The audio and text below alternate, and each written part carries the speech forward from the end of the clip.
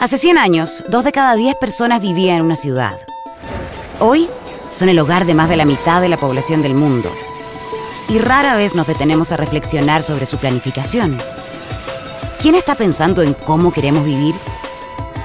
Tránsito, basura, contaminación, exclusión, necesidades infinitas en un mundo que parece no dar abasto. Las ciudades ocupan el 3% de la superficie del planeta, pero usan el 80% de la energía y emiten el 75% del CO2.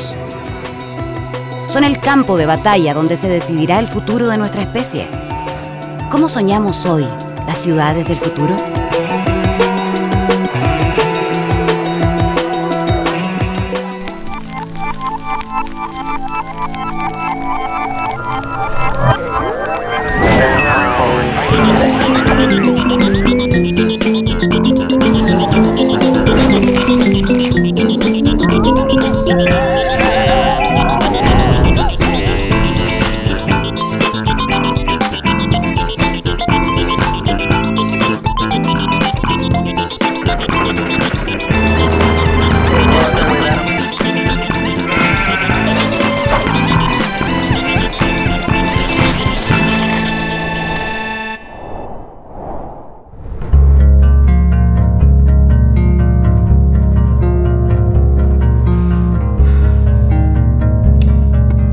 Cuando pensamos en una ciudad, pensamos en cemento, autos, edificios, gente.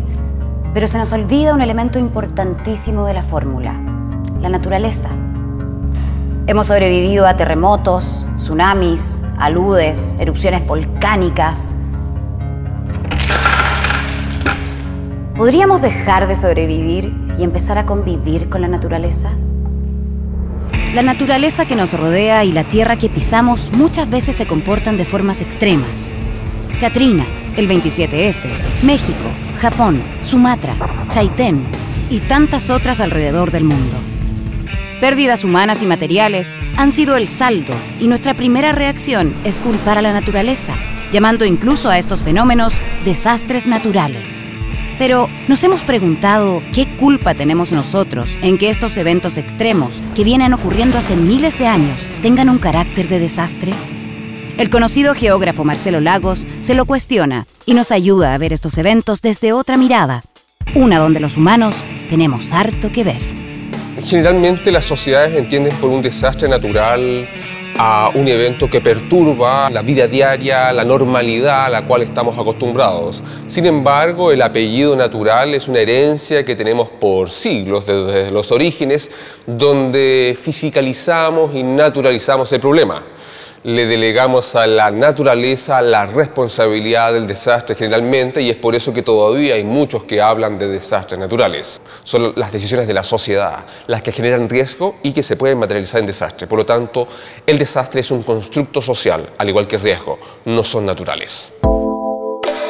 La imagen que tengo en el fondo corresponde al gran terremoto y tsunami de Sumatra, Andamán, del 26 de diciembre del 2004. Lo que vemos en la capa superior es una capa de arena que corresponde a las arenas transportadas por el maremoto que inundó una isla en Tailandia. Tailandia no sintió el terremoto, pero sí llegó el tsunami donde murieron muchas personas, incluida una chilena. A escasos 30 centímetros está la capa de arena del tsunami anterior. Nadie antes del 26 de diciembre del 2004 se había tomado el tiempo de hacer una excavación de 30 centímetros en algún lugar de la costa del Océano Índico para confirmar si grandes terremotos y tsunamis habían ocurrido. ¿Por qué no? Porque el paradigma científico hasta esa fecha decía que allí no podían ocurrir eventos gigantes, o era poco probable, porque hasta el momento nunca habían ocurrido. Los hechos allí en esa imagen confirman de que estos eventos son absolutamente recurrentes, y la naturaleza te indica que si ocurrió en el pasado, volverá a ocurrir en el futuro. Terremotos, tsunamis, sequías, precipitaciones, incendios, aluviones, erupciones, el niño y la niña son algunas de las manifestaciones de la naturaleza con las que tenemos que convivir los chilenos. La suertecita. Todo esto por el lugar geográfico donde estamos parados, frente al Océano Pacífico y sobre una zona de subducción, es decir, donde 2 placas tectónicas chocan. Sabiendo esto, desde que Chile es Chile, ¿cómo se han preparado nuestras ciudades? Yo creo que gran parte de los asentamientos humanos en Chile no consideran de forma efectiva esta dinámica, esta complejidad que tiene la naturaleza, y eso termina en desastres. Pero va más allá, es tanto el olvido y la invisibilización que existe de este tema que, por ejemplo, en Santiago de Chile basta con que caigan 15 milímetros de precipitaciones en poco tiempo, 15 milímetros, y se corta la electricidad en toda la ciudad. En la práctica, los niveles de fragilidad que tienen nuestros asentamientos humanos hoy día ante pequeños procesos, entre comillas, extremos de la naturaleza, confirman que nuestras ciudades no dialogan con la dinámica y la complejidad que tiene nuestro planeta. Por ejemplo, aquí en el fondo tenemos un mapa de una ciudad, la ciudad de Arica, una ciudad en el norte de Chile con una historia de grandes terremotos y tsunamis. El último estudio de peligro elaborado por CHOA indica de que si se repitiera un tsunami como el del 13 de agosto de 1868, la inundación inundaría gran parte de la zona norte de la ciudad. Hoy día se ve la imagen en color rojo, ampliamente urbanizada. La ciudad de Arica se ha expandido en zonas que siglos atrás fueron completamente inundadas, y no solamente hoy día vive gente, sino que también hay infraestructura crítica, nuevas edificaciones, asilos de ancianos, parvularios, donde viven niños ciertamente que no disponen de las capacidades biológicas, ni siquiera fisiológicas, para poder escapar en un tiempo adecuado de una zona de seguridad. ¿Qué hacemos con ellos? ¿Qué hacemos con toda la población que vive en peligro, que vive expuesta al riesgo? En la práctica, generalmente lo que hacemos es tratar de convivir con esa realidad hoy día.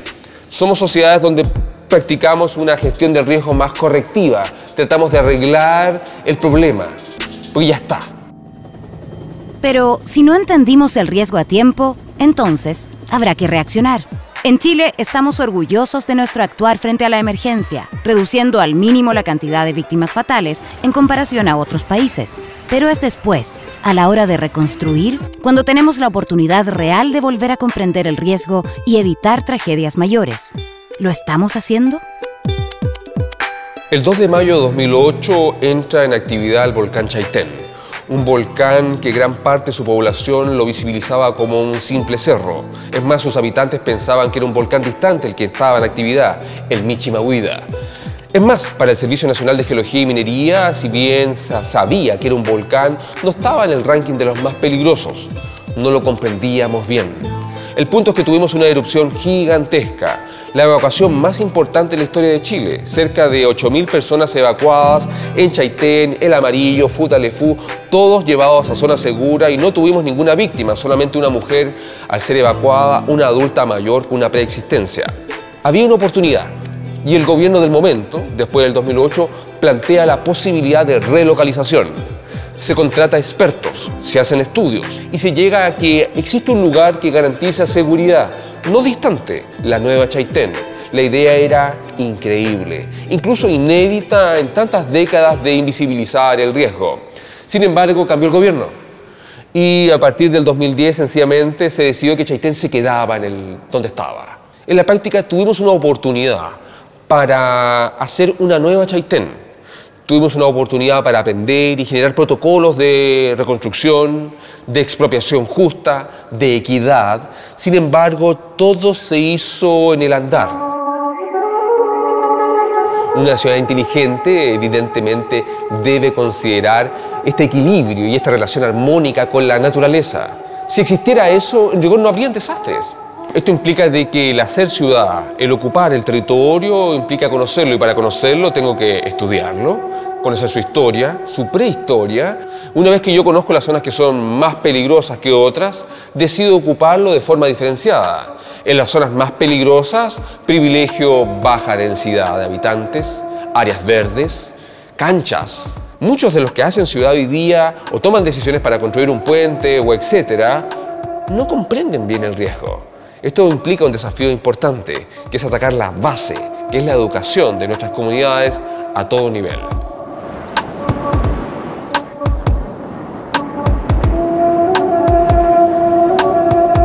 No parece lógico que en Chile sigamos en deuda en temas de planificación sustentable, menos si en el mundo hay tantos modelos que seguir. Para el 2050, cerca de un 70% de la población mundial vivirá en ciudades. ¿Qué tal si planificar la ciudad es la clave para solucionar problemas sociales y medioambientales? Estocolmo apuesta a lo verde. Los biocombustibles se pueden comprar en cualquier bomba de benzina. Las ciudades de Estonia están completamente conectadas vía Internet. Puedes hacer todos tus trámites en línea de manera segura. Bogotá se decidió a combatir los tacos y la polución, mejorando todo su sistema de transporte. La gente anda más feliz y hay menos contaminación. Algunas favelas de Río de Janeiro han instalado paneles de energía solar, mejorando la calidad de vida de muchos brasileños. En Bristol, Inglaterra, decidieron poner el foco en la felicidad de sus habitantes. La iniciativa Ciudad Feliz busca conectar a sus ciudadanos, ya sea con talleres de video, festivales o charlas. ¿Qué modelo seguiremos nosotros?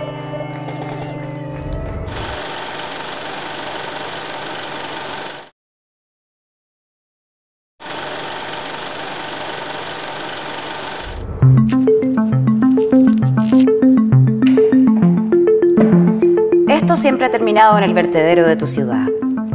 De aquí a la basura, de la basura al vertedero. Esa es la historia que nos hemos contado hasta ahora.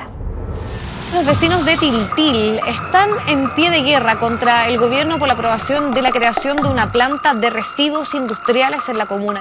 12.000 toneladas diarias de basura ingresan a la comuna y hoy día con esto le empezamos a solucionar el problema a Chile porque vamos a recibir el 50% de todos los residuos peligrosos que nadie, ninguna otra comuna en Chile quiere recibir. En Chile existen del orden de 35 rellenos sanitarios y en un plazo de no más de 15 años se quieren duplicar. ¿Y por qué se hace eso en el fondo? Porque es lo que sabemos hacer. Hace falta en el fondo innovar y hacer las cosas de manera distinta, porque las tecnologías existen, pero lo que se necesita es la voluntad política y la voluntad ciudadana. Hacer rellenos sanitarios básicamente significa disponer donde nadie los ve, eso que no queremos ver, a pesar de que eso que no queremos ver sea un recurso que después más adelante nos pueda hacer falta.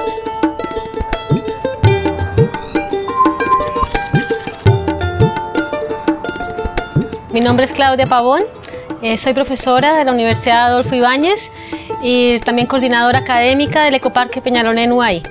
El Ecoparque es un proyecto colaborativo, público, privado y académico con la Universidad Adolfo Ibáñez, donde buscamos tres objetivos principales. Por un lado, educar.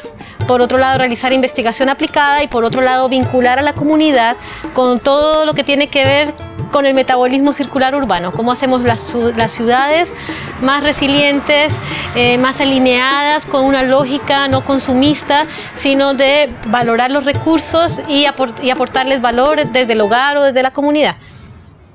El metabolismo circular urbano es un concepto que nace como contrapropuesta al metabolismo lineal urbano que vivimos hoy en día, que es básicamente consumimos recursos que vienen del campo, ¿cierto? Las ciudades son grandes consumidores de recursos, consumen más o menos el 75% de los recursos del planeta, y esos recursos, ¿cómo los entrega la ciudad? Los entrega como básicamente residuos sólidos o aguas residuales o emisiones a la atmósfera.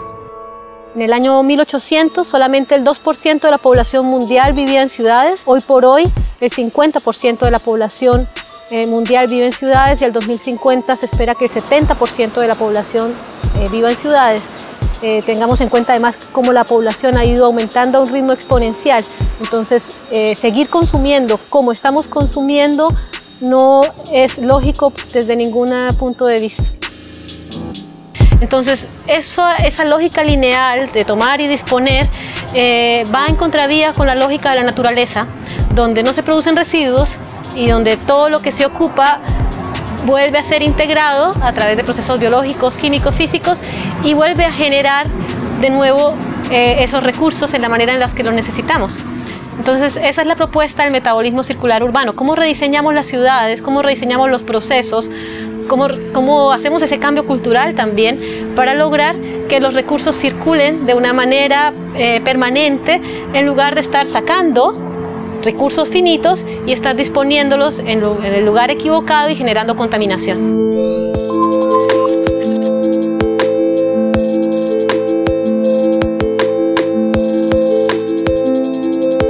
Bueno, este es el Laboratorio de Energía y Medio Ambiente de la Universidad Adolfo Ibáñez. En este laboratorio hacemos la caracterización de los residuos y de todos los subproductos que producimos en los diferentes experimentos que hacemos, tanto en Ecoparque como aquí mismo. En un laboratorio caracterizamos los residuos en detalle, miramos su humedad, el contenido de materia orgánica, contenido de nutrientes, para poder ver cuál es la ruta más indicada para su valorización. No estamos ya en el Holoceno, sino en el Antropoceno, en la era del ser humano, porque en los últimos 200 años, desde la revolución industrial, digamos, se ha hecho un cambio tan grande en el planeta que hoy por hoy la comunidad científica, por ejemplo, ya ha podido medir que hemos modificado el 45% de los ecosistemas terrestres. Y más o menos cuando lleguemos al 55%, podríamos estar hablando de un cambio de estado a nivel planetario.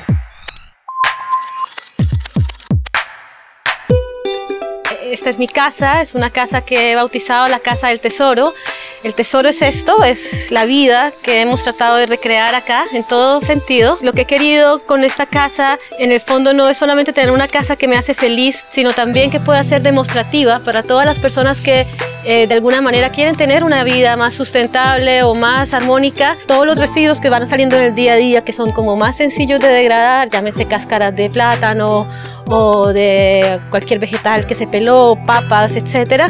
Esos residuos que son más fácilmente biodegradables van a la lombricultura o al biogás. Tenemos aquí el producto final de esta travesía por nuestra casa, donde preparamos una tortilla con las verduras de la huerta y los huevos que nos da la Josefa. Pareciera que esto estuviese muy alejado de esto, que son los residuos que quedan aquí cuando cocinamos, pero el mensaje de fondo es esto y esto son lo mismo. Esta tortilla no sería posible sin los nutrientes que les proporciona el compost y el humus que se producen en esta casa a partir de estos residuos que procesan nuestras lombrices y los microorganismos. Entonces, el ciclo de la vida se recrea dentro de un hogar de manera muy sencilla cuando valoramos nuestros residuos como un recurso, como lo que son nutrientes para que vuelva a renovarse el ciclo.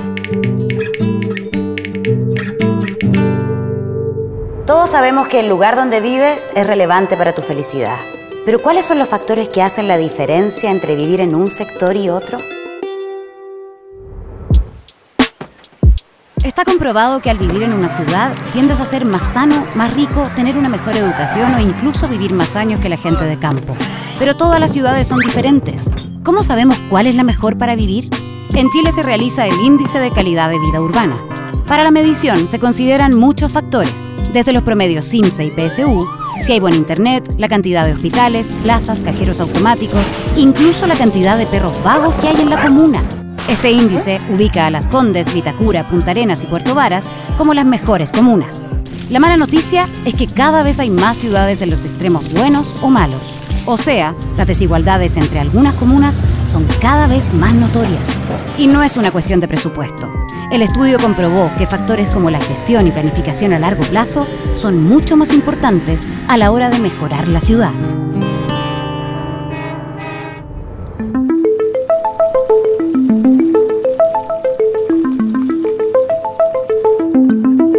Si cada ciudad fuese una comida, ¿Valpo sería una paella marina o una chorrillana?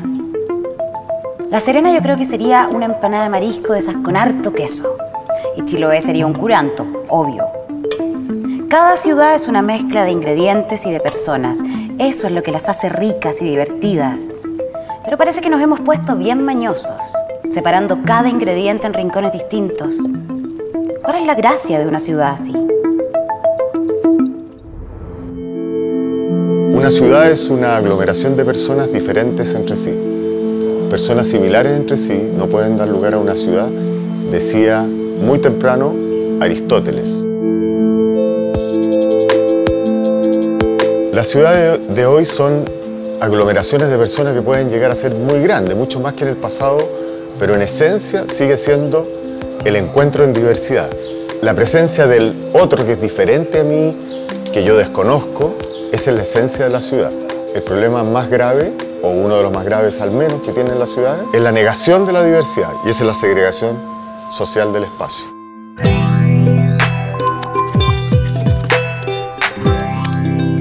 Soy Francisco Sabatini, sociólogo, planificador urbano, profesor de la Universidad Católica en el Instituto de Estudios Urbanos.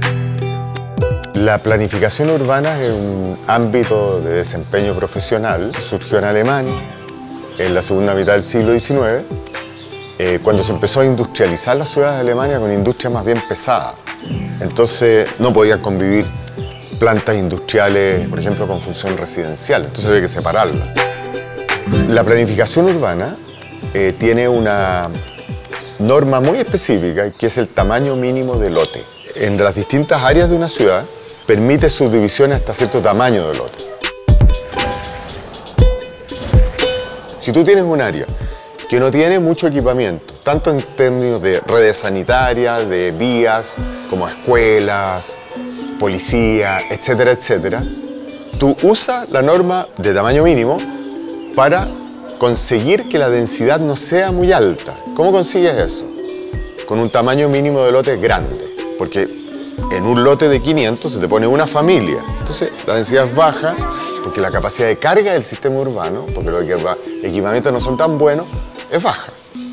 Y en un área con muy buena dotación de servicio, tú podrías aceptar tener una densidad más alta de población y eso lo consigues con un tamaño mínimo de lote menor.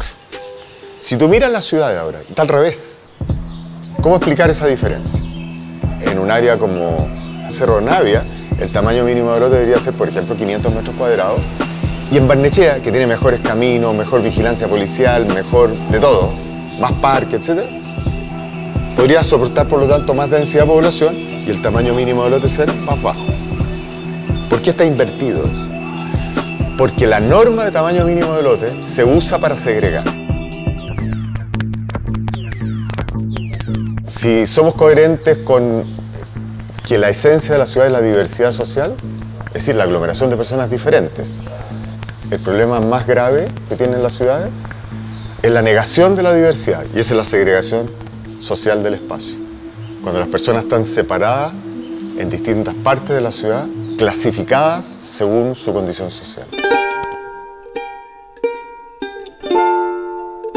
La comuna de Barrancas, que se formó por ocupaciones de suelo de origen campesino o de origen obrero urbano.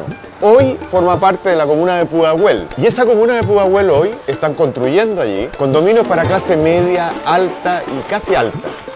Ese proceso que los urbanistas llamamos gentrificación consiste en la invasión de zonas de bajo ingreso por gente más rica.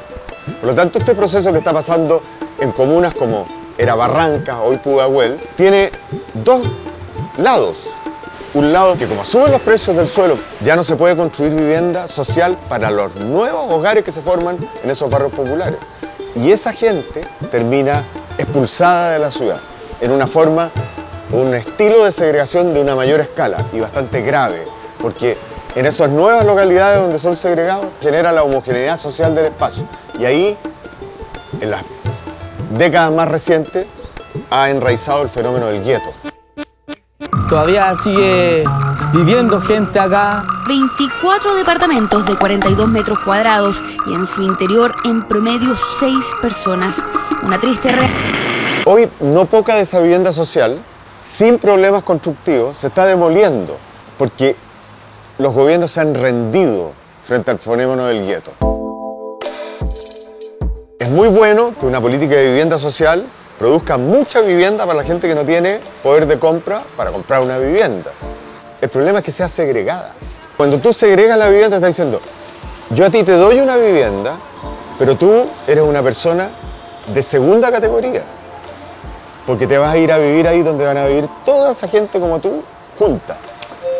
Y por lo tanto, la segregación residencial y las desigualdades sociales se relacionan entre sí. Sí puede ayudar a aumentar las desigualdades, porque la gente que vive segregada, la gente más pobre, que además vive segregada en barrios homogéneamente pobres, tiene menos oportunidades que la gente igualmente pobre que vive en barrios más mezclados socialmente. Esas personas van a quedar viviendo en lugares donde va a haber poco encuentro en diversidad.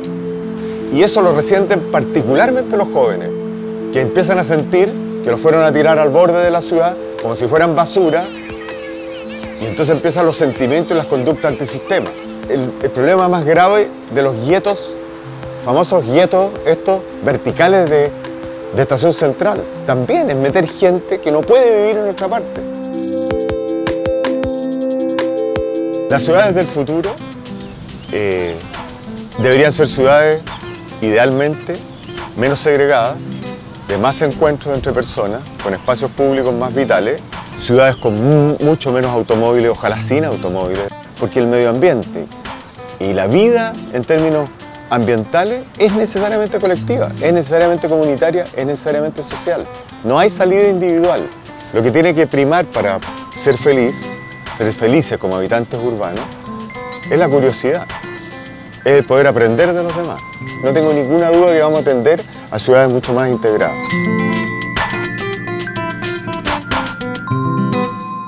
Estamos acostumbrados a pensar en las ciudades como cosas que crecen solas, tumores incontrolables. Pero eso pasa porque nosotros lo decidimos. Construimos ciudades con sectores ricos y sectores pobres donde nada se mezcla. Construimos la cultura de lo desechable y no nos importa hacer crecer el vertedero si es que está lo suficientemente lejos. Construimos jardines infantiles en zonas donde seguramente llegará un tsunami. ¿Podemos construir una ciudad mejor?